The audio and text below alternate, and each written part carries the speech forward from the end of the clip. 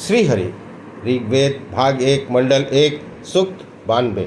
ऋषि गौतम और राहुगण, देवता उषा आदि, छंद जगति त्रिष्टुप उष्णी।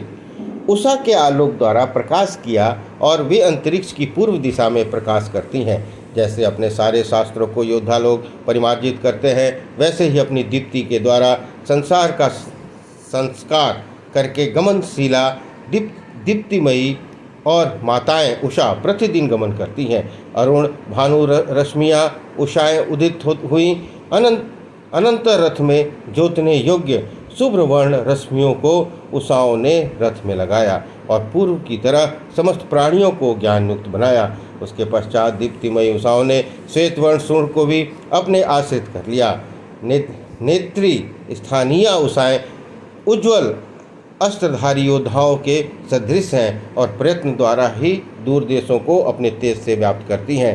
हे शोभन कर्मदाता, सोमदाता और दक्षिणादाता, यजमान को समस्त अन्न प्रदान करती हैं। नर्तकी की तरह उषाएं अपने रूप को प्रकाशित करती हैं और जैसे दोहन काल में गायें अपना स्तन भाग प्रकट करती हैं, उसी प्रकार उषाएं भी अपना वक्ष प्रकट करती हैं, अर्थात रात्रि में सोए प्राणियों को जागृत कर उन्हें उनके पालन पोषण रूप कर्म में लगाती हैं। जैसे गाय गोष्ठ में शीघ्र जाती हैं, उसी प्रकार उषाएं भी पूर्व दिशा में जाकर समस्त भुवनों को प्रकाशमय करके अंधकार को हटा देती हैं। पहले उषा का उज्ज्वल तेज पूर्व दिशा में दिखाई देता है, अनंतर सारी दिशाओं में व्याप्त होता है और अंधकार दूर हो जाता है।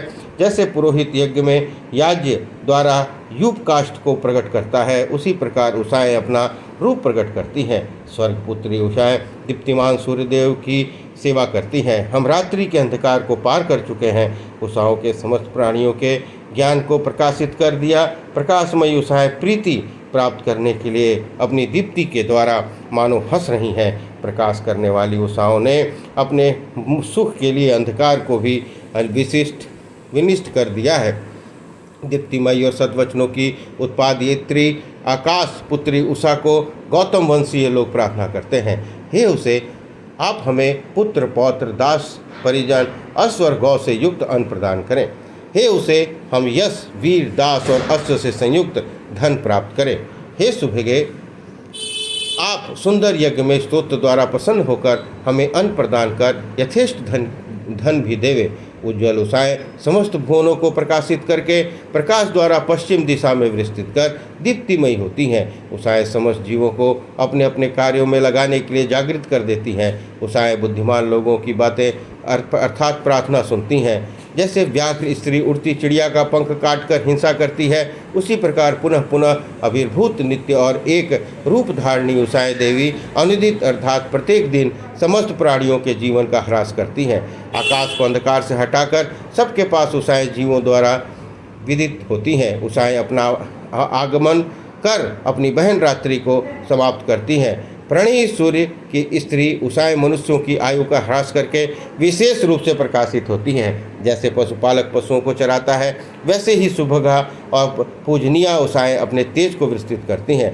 नदी की तरह विशाल उषाएं समस्त संसार को व्याप्त करती हैं। उषाएं देवों के यज्ञ का अनुष्ठान कर सूर्य रश्मि के साथ दिखाई देती हैं।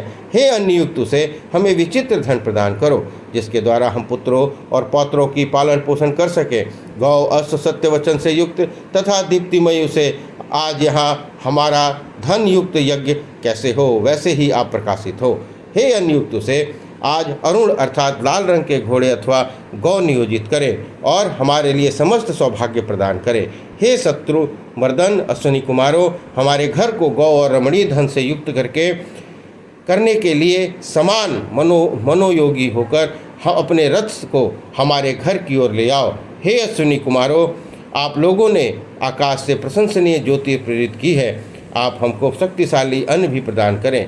प्रकाशमान आरोग्य पद सुवर्ण रथयुक्त और शत्रु विजयी अश्विनी कुमारों को सोमपान कराने के लिए उषा काल में उनके घोड़े जाग कर यहाँ ले आवे। इस प्रकार सूक्त 92 संपन्न हुआ। बोलिए श्री हरि।